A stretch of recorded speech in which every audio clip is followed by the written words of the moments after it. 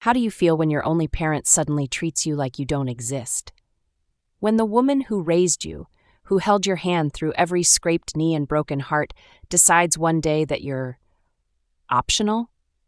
Erasable? When she chooses her new husband's family over her own flesh and blood without a second thought? I've spent 6 years trying to make sense of it. 6 years asking myself what I did wrong, what I could have done differently, how a mother just decides her daughter doesn't matter anymore. I still don't have an answer, but I have a story. Hello there. I'm Maya. My father died when I was 19. Heart attack. Sudden and brutal and final. One day he was in his workshop building cabinets, humming along to old country music, and the next day he was gone. He was a carpenter, a really good one. The kind who took pride in every detail, who could look at a piece of wood and see exactly what it could become. He built our house with his own hands, took him 3 years, working nights and weekends after his regular jobs. Every beam, every window frame, every carefully carved detail. Built to last, he'd say, running his hand along the banister. This house will outlive all of us. After he died, it was just Mom and me. We were close during that time. We had to be. 2 people learning how to navigate a world that suddenly felt too quiet. Then, 2 years later, Mom met Paul. Paul was an executive at Pierce Auto Supplies. Corporate, polished, always dressed like he was heading to an important meeting, even on weekends. The kind of man who made everything sound significant. Mom seemed happier around him. She laughed more. After watching her grieve for 2 years, I was genuinely glad to see her come back to life. When they got engaged, I was happy for her. Really. I even helped Paul move in. That's when I met Nancy, his 21-year-old daughter. She carried in a few boxes, spent most of the day on her phone, and left before we finished unpacking. I figured we'd become friends eventually. I was wrong. The changes started about 3 months after the wedding. Mom called to tell me Nancy needed my old room. Just temporarily, she said. You have your apartment now. You understand, right? I understood. Sort of. Temporary turned permanent. Nancy moved into my childhood bedroom and never left. Then Paul changed the locks. I found out when I showed up to do laundry one Saturday and my key didn't work. When I called Mom, she said it was for security and that I should text before coming over from now on. Text before coming to the house my father built. The holidays were next. Thanksgiving, Christmas, New Year's. Suddenly I wasn't invited to any of them. Mom would say they were keeping it small or not doing anything special, and then I'd see the photos on Facebook. Big family gatherings. Paul's brother Simon was always there. Nancy was there. Everyone except me. My cousin Amelia called me after the New Year's barbecue, confused about why I wasn't there. That's when I realized Mom had been telling people I was busy, that I'd chosen not to come. I hadn't been invited at all. I tried talking to her about it. Every conversation was short, clipped, like I was bothering her, like I was an obligation she was checking off a list. Then came her birthday in March. I called to wish her happy birthday. I could hear people in the background. Music, laughter. Are you having a party? I asked. Just a few people over, she said, sounding irritated that I'd called. Nothing big. Why wasn't I invited? She sighed. That particular sigh that said I was being difficult. Maya, it's not always about you. It's my birthday and I get to choose who I want here. Please don't be selfish. I have to go. She hung up. No goodbye, no love you. Just click. I sat there staring at my phone, something cracking open in my chest that I didn't know how to fix. That's when I decided I was done. Done reaching out. Done begging for scraps of attention from someone who clearly didn't want to give them. I stopped calling. For about 2 weeks, Mom texted asking if I was okay. When I didn't respond, the messages eventually stopped. 3 weeks before Christmas, I tried one last time. I called and asked about holiday plans. We're not really doing anything, she said. We might take a trip, nothing concrete. Don't bother coming over. Could I come with you, if you take a trip? Her voice turned sharp. It was just a plan, Maya. Nothing concrete. I really have to go. Bye. Click. On Christmas night, I was scrolling through Instagram when I saw Nancy's post, a photo of her wrist, a delicate gold bracelet catching the light. The caption, "My parents are awesome. My mom has such good taste." My mom. I looked at the card sitting on my coffee table, the one Mom had mailed me. generic snowflake design, a $50 gift card inside. Nancy got gold. I got a gift card to any chain restaurant. I swiped to the next photo. Christmas dinner, a full spread. Mom, Paul, Nancy, and Paul's brother Simon gathered around the dining table in the house my father built. Tree in the background, garlands, smiles. They'd had a whole Christmas celebration, and I hadn't been invited. Mom had lied right to my face. I pulled out a piece of paper, a grocery receipt, and wrote on the back, "Thank you for remembering you have a daughter who needed her mother, but now I know where you stand. Goodbye, Mom. Please don't contact me again." I mailed back the gift card with the note. Petty? Maybe, but I'm tired of being my mother's afterthought, or the lack of it. 2 days later, Mom texted, "You're ungrateful. If you're going to be like that, then I'm not giving you anything at all." I finally blocked her number. It hurt, but I wasn't going to let her reject me anymore. Life kept moving. I focused on work. I'd gotten promoted in my marketing job and was doing well. And then there was Ashton Pierce. We'd dated in college, broken up when he moved for work, but stayed friends. When he moved back 2 years later, we ran into each other at a coffee shop. 3 months later, we were dating again.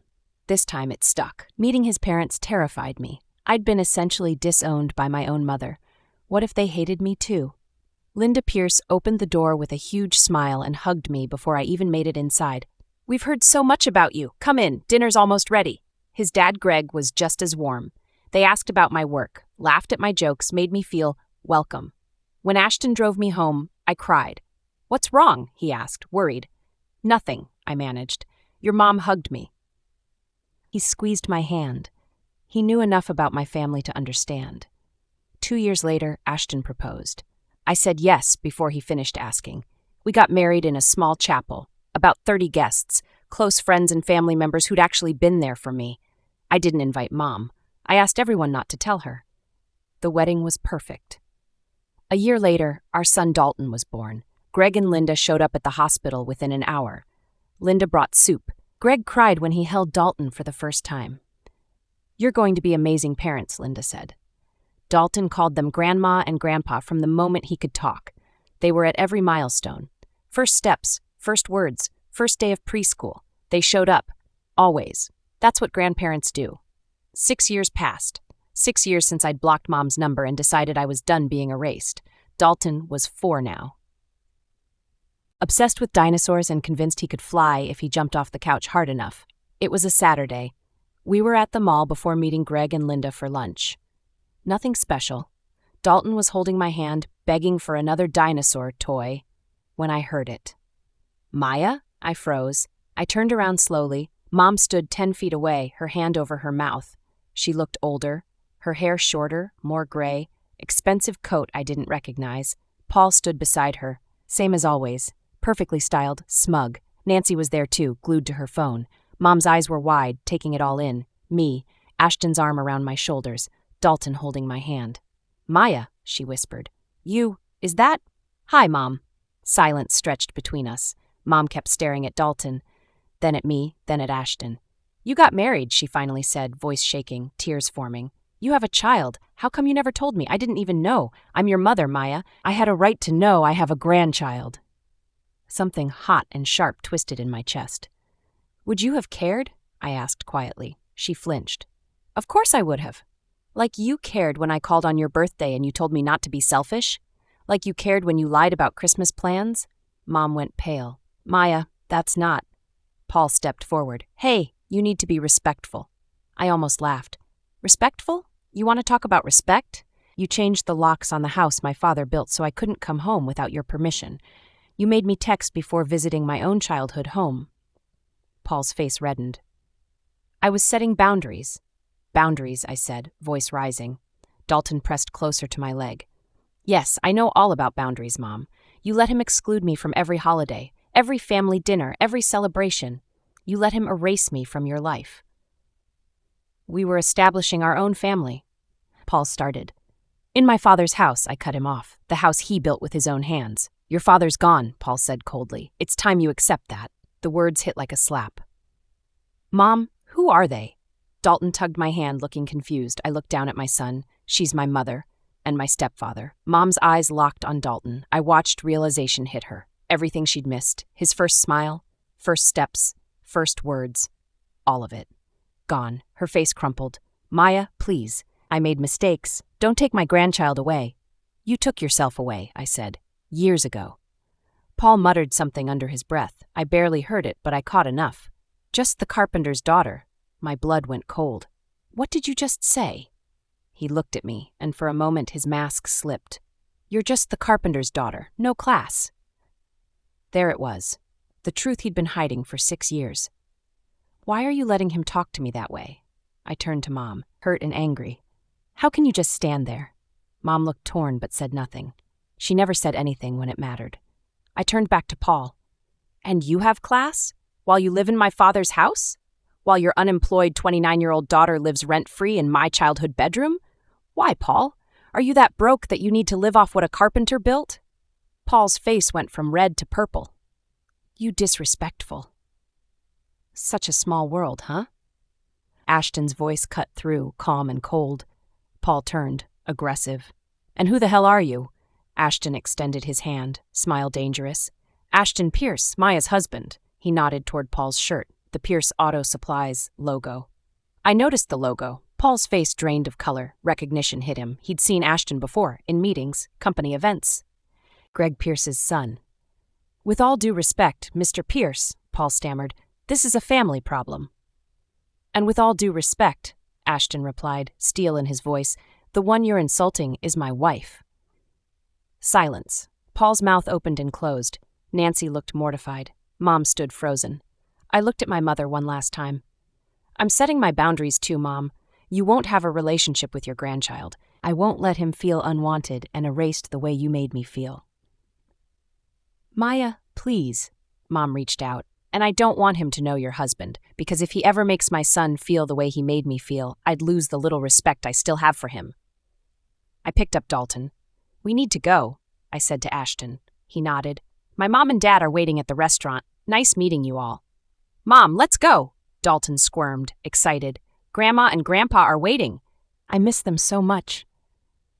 The words landed like a bomb. Mom's face crumbled completely. Her grandson was calling someone else Grandma and Grandpa. Someone else got his love, his excitement, his hugs. We walked away. I didn't look back. Life settled into a comfortable rhythm after that. Ashton started working more at Pierce Auto Supplies, learning the business. His presence was impossible to miss. Paul noticed. I heard he started taking different hallways when he saw Ashton coming. He couldn't quit. The debt was too much, the lifestyle too expensive to maintain. He was trapped. Sometimes I'd visit the office with Dalton for lunch with Ashton. I'd smile at employees, chat, belong. Paul never approached us. A few months after the mall, a dinner invitation came, from Mom's number. We'd love to have you over for dinner. Please, we want to make things right.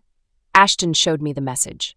I looked at it for a long moment, then handed his phone back. We didn't respond. More messages came. Maya, please, I'm your mother. Can we talk? Delete. I just want to meet my grandson. Delete. I wasn't angry anymore.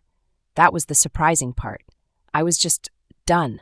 Mom had made her choices over and over again. She'd chosen Paul over me at every turn. Let him erase my father's memory. Let him lock me out. Let him exclude me from everything that mattered. She'd chosen comfort over her daughter, and now I was choosing peace over her. Dalton was thriving, happy, loved by people who actually showed up. Greg taught him about cars. Linda taught him to bake.